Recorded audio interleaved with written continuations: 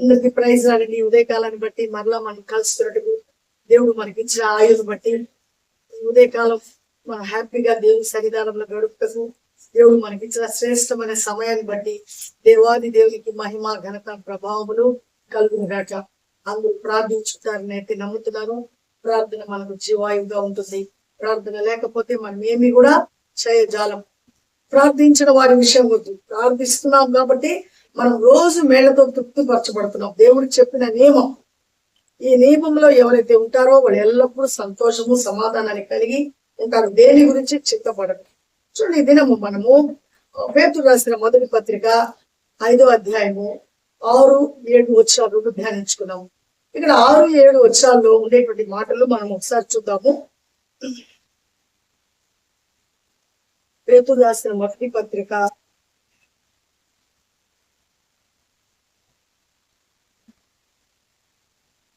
5వ అధ్యాయము 6-7 చదువుతున్నాను. దేవుడు తగిన సమయమందు మిమ్మల్ని హెచ్చించినట్లు ఆయన బలిష్టమైన చేతి క్రింద దీన మనస్కులై ఉండేది. ఆయన మిమ్మల్ని గూర్చి చింతించుచున్నాడు కనుక మీ చింత యావత్తు ఆయన మీద వేయుడి. దేవునికి మహిమ కలుగుగాక. చూడు, ఇక్కడ మన కొరకు దేవుడు చింతించుచున్నాడు అనేటువంటి మాటను మనం చూసుకుందాం. అంటే దేవుడే మన కొరకు చింతిస్తుంటే ఇంకా మనం దేని గురించి అయినా చింతించాల్సిన అవసరం ఏమైనా ఉందా చెప్పండి? లేదు కదా. కారణం ఏంటి?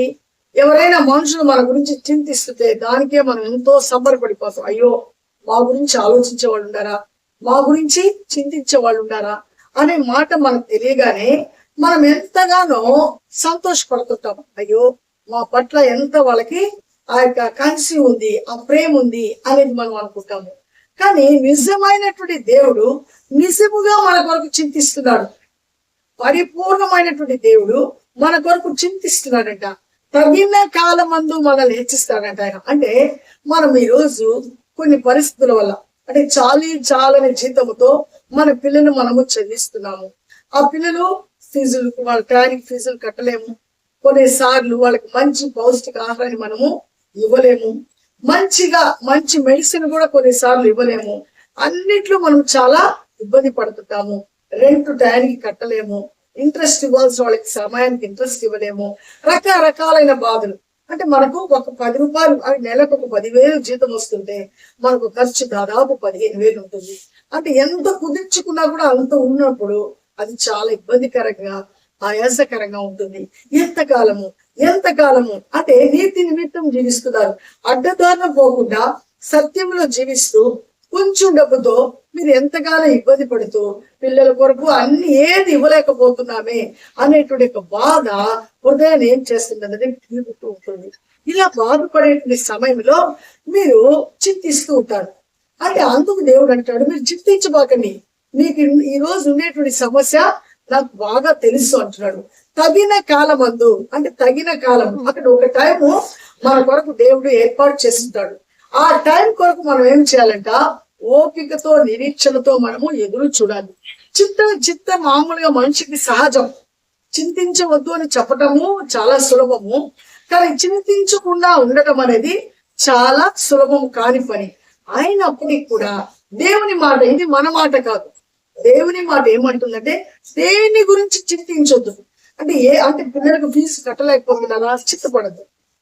సరైనటువంటి ఫుడ్ ఇవ్వలేకపోతున్నారా? చింతపడబాకండి. ఎందుకంటే ఒక రోజు తెలియనటువంటి దినము మన కొరకు దేవుడు ఏర్పాటు చేసిన దినములో అడిగిన వాటికంటే, ఊహించిన వాటికంటే ఈ రోజు అనుకుంటాం, అయ్యా కడుపు నిండా మంచి ఫుడ్ మా బిడ్డలకు ఇస్తే చాలయ్యా, బిడ్డలకు అన్నం పెట్టుకోలేకపోతున్నాము, వాళ్ళు అడిగినటువంటి టిఫిన్ పెట్టలేకపోతున్నాము అనేటువంటి వాళ్ళు ఎంతో మంది ఉంటారు. కానీ నీతి నిమిత్తం అడ్డదారిలో పోలేకపోతున్నాము, నువ్వు చెప్పినట్టే వింటున్నాము, ప్లీజ్ అయ్యా మా పరిస్థితులన్నింటినీ మార్చయ్యా అని రోజు మీరు ప్రార్థన చేస్తుండొచ్చు. అయితే దేవుడు కలగ చేసుకుంటాడు. కానీ వెయిట్ నా బిడ్డ, వెయిట్, నా వైపే చూడు, నీకు ఖచ్చితంగా తగిన కాలమందు అంటే ప్రతి దానికి ఒక సమయం అనేది మన అందరి జీవితంలో దేవుడు ఏం చేస్తున్నాడు? ఏర్పాటు చేస్తున్నాడు.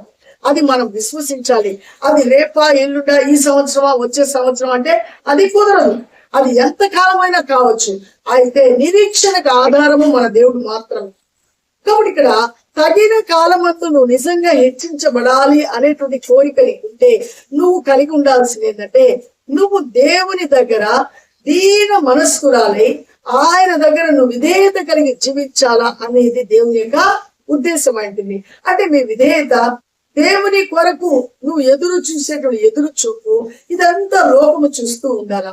అయ్యో ఎంతో ఇబ్బంది పడుతున్నారు చిన్న చిన్న పిల్లలు, అయ్యో వాళ్ళకి సరైనటువంటి ఆహారం లేదే, రెంట్ కట్టలేకపోతున్నారు, ఇదిగో పిల్లలకు ట్యూషన్ పంపించలేకపోతున్నారు, ఇదిగో అనారోగ్యంతో ఉంటున్నారు, అయ్యో ఇది సమస్యలు అనేటువంటి వాళ్ళు ఎంతో మంది వింటుంటారు అంటుంటారు. అయినా కూడా నువ్వు సహించి ఎదురు చూసినప్పుడు ఒకానొక సమయం వచ్చేస్తుంది. ఆ సమయంలో మీ పిల్లలు దేవుడు తెలియని రీతిలో గొప్ప స్థాయికి వెళ్ళిపోతారు. హల్లెలూయా, దేవునికి మహిమ కలుగును గాక. అసలు పిల్లలకు మంచి పండగ వస్తే మంచి బట్టలు ఇవ్వలేకపోతున్నామే, అందరూ మంచి మంచి బట్టలు వేసుకుంటున్నారే, మా పిల్లలకి బట్టలు లేవే అని చింతపడుతున్నావా? చింతపడద్దు. తప్పకుండా తగిన కాలమందు ఎక్కడ పట్టిన గుట్టలు గుట్టలు కలిగినటువంటి బట్టలు ఇచ్చేటువంటి దినము మీ కొరకు ఏర్పాటు చేయబడింది. ఆ దినము కొరకు ఎదురు చూడండి. ఈ రోజు ఫుడ్ లేక అయ్యో ఒక పూట అన్నం లేదే, ఈ పూట జరగటం ఎలా అని ఫీల్ అవుతున్నారా? తెలియని రీతిగా ఎక్కడ చూసినా ఇంటిలో ఏ ఫ్రిడ్జ్ తీసినా సరే అంత ఫుడ్ పడిపోతుంది. ఏ ర్యాక్ దగ్గరికి వెళ్ళినా ఫుడ్. అంటే సమృద్ధి కలిగినటువంటి దినాన్ని దేవుడు మీ కొరకు ఏర్పాటు చేస్తున్నాడని నమ్మండి. దేవునికి మహిమ కలుగును గాక. ఈ రోజు పిల్లలకు ఫీజులు లేక కట్టించలేకపోతున్నారా? భయపడద్దు, చింతపడద్దు. ఒకానొక దినము అనేకులకు, అంటే ఎవరైతే ఇబ్బందుల్లో ఉంటున్నారో వాళ్ళకి చేయూతనిచ్చేటువంటి శక్తి దేవుడు మీకు తప్పకుండా అనుగ్రహించును గాక. నువ్వు జాబ్ రావట్లేదే, ఎంతకాలము అన్యులందరూ మంచి మంచి జాబు వెళ్ళిపోతున్నారే, ఇదిగో నిన్ను నమ్మి కూడా మాకు ఇంకా జాబ్ రాలేదే అని చింతపడుతున్నారా? నువ్వు చింతపడద్దు. మీ కొరకు ప్రత్యేకమైన జాబ్ దేవుడు నిర్ణయించున్నాడు. తగిన కాలమందు ఆయన యొక్క దయగలిగిన హస్తము మీ కొరకు ఉందని మీరు విశ్వసించండి. ఆయన మీద మీరు ఆధారపడినప్పుడు ఆయన యొక్క అదృశ్యమైన హస్తము మిమ్మల్ని తప్పకుండా తాకుతుంది, మిమ్మల్ని తప్పకుండా గొప్ప చేస్తుంది.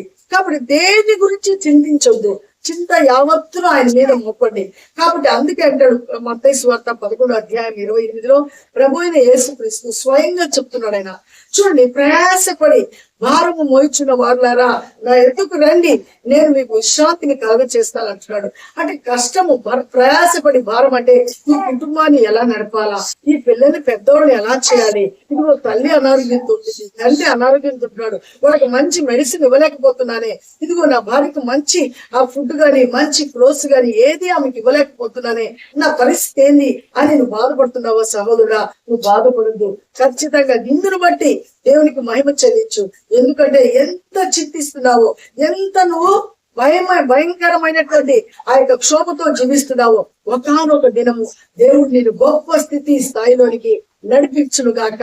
ఆమేన్. దేవుడు అన్ని పరిస్థితుల మీద ఆయన అధికారము ఆధిపత్యం ఉంచున్నాడు.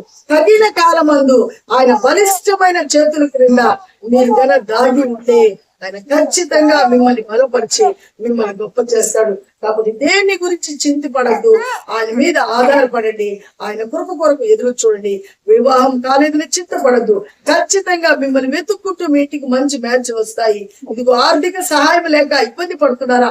మంచిగా దేవుడు ఆయన పరలోకము వాక్యులు విప్పి పట్టజాలంత విస్తారమైనటువంటి ఆశీర్వాదపు జల్లులు మీ మీద ఆయన కుమ్మరించును గాక. కాబట్టి దేవుని యందు నమ్మిక ఉంచండి, దేవుని మీద ఆధారపడండి, దేవుని కృప కొరకు ఎదురు చూడండి. దేని గురించి చింతపడద్దు. ఆయన మీద మీరు ఆధారపడినప్పుడు ఆయన దయగలిగిన హస్తము తప్పకుండా మిమ్మల్ని బలపరిచి గొప్ప చేయను గాక. ప్రార్థన చేద్దాము. మహాగణుడా, జీవం కలిగిన దేవ, జీవాధిపతి స్తోత్రం నాయన. నీ మహాకృపలో అద్భుతమైన ప్రేమలో మీరు ఉదయకాలం మాతో మాట్లాడుతున్నారే, వందనాలు. దేని గురించి చింతపడుతున్నారు? మీ చింత యావత్తును ఆయన మీద మోపండి. ఇదిగో మిమ్మల్ని గురించి ఆయన చింతించుచున్నాడు అని మీరు మాతో మాట్లాడుతున్నారయ్యా. అవునయ్యా, మా కొరకు మీరు చింతిస్తున్నందుకు మీకు వందనాలు, స్తోత్రాలు. మా భారాన్ని మీరు మోస్తున్నందుకు మీకు వందనాలు. ఇదిగో వాక్యం వింటున్న బిడ్డలు జ్ఞాపకం చేసుకుని తగిన కాలం ముందు హెచ్చించబడినట్లు మీ బలిష్టమైనటువంటి రెక్కల క్రింద దాగి ఉండేటువంటి మనసును దయచేయండి. ఏ మాత్రము అపవాది చేత పీడించబడకుండా అపవాదిని ఎదిరించుటకు ప్రతి బిడ్డకు కావాల్సిన శక్తిని సామర్థ్యతనిచ్చి వాళ్ళ కుటుంబాలకు ఉండేటువంటి కొరతలన్నీ మీరు తీసివేసి మహా సమృద్ధిని నిరీక్షణకు ఆధారమైనటువంటి మీ వైపు చూస్తూ ముందుకు కొనసాగే కృపను ప్రతి బిడకు మీరు అనుగ్రహించి ఆస్వాదించమని, ఇదిగో నాయన ఎవరైతే కొరతల్లో బాధల్లో ఉంటున్నారో వారందరికీ మీరు సమృద్ధినిస్తున్నందుకు మీకు కృతజ్ఞతాస్తులు మీరు చెల్లిస్తున్నాము. అన్ని పరిస్థితుల మీద మీ అధికారం ఆధిపత్యం ఉంచి ప్రతి బిడ్డను ప్రతి కుటుంబాన్ని దీవించి మీరే మహిమపరచబడమని, మరలా మీ చిత్తమైతే మేమందరము కలుసుకొని మీ నామాన్ని మహిమపరచడానికి కృపను అనుగ్రహించమని యేసయ్య పరిశుద్ధ నామములో అడిగి వేడుకుంటున్నాం పరమ తండ్రి. ఆమేన్. అందరికీ ప్రైజ్ రాడండి. దేవుడు మనకు తోడే ఉంటుంది గాక. కాబట్టి మీరు తప్పకుండా దేవుని మీద ఆధారపడండి. ఆయన బలిష్టమైన చేతుల క్రింద మీరు దాగి ఉండండి. ఆయన తగిన కాలమందు మిమ్మల్ని మీ కుటుంబాన్ని హెచ్చించి బలపరచును గాక. దేని గురించి చింతపడదు. కాబట్టి మనము తప్పకుండా దేవుని యందు నమ్మిక వచ్చి ముందుకు కొనసాగదాము. షేర్ చేయండి, లైక్ చేయండి, సబ్స్క్రైబ్ చేయండి, మన ఛానల్ అనేకులకు తెలియచేయండి. ఇంకా దేవుని రాజ్యం కట్టుటకు మనమందరం ప్రోత్సహించబడదాము, పురిగొల్పబడదాము. మన ఛానల్ అనేకులకు తెలియచేసి బలపరచండి. మరలా దేవుని చిత్తమైతే కలుసుకునే ప్రయత్నము ఆయన కృపాక్షేమకులు మనందరికీ తోడుగా ఉండును గాక. ఆమేన్. షాలోమ్.